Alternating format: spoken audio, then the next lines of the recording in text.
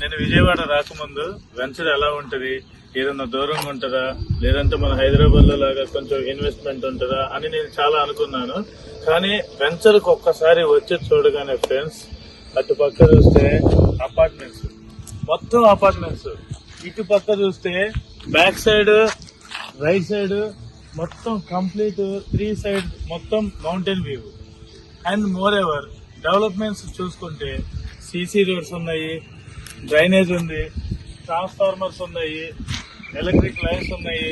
ప్రతి వీధికి చోలా వీధి, మౌర్య వీధి, కాకతీయ వీధి, మళ్ళీ ట్రాన్స్ఫార్మర్, వాటర్ ట్యాంకు. తొందరపడండి, విత్ ఇన్ 15 days లో ఈ ప్రాజెక్ట్ మొత్తం అయిపోయింది. మహా అయితే ఈ మంత్ ఎండింగ్ ఫ్రెండ్స్, ఈ మంత్ ఎండింగ్ కల్లా మొత్తం అయిపోతాయి. ఎందుకంటే ready to house, ready to move. Thank you friends.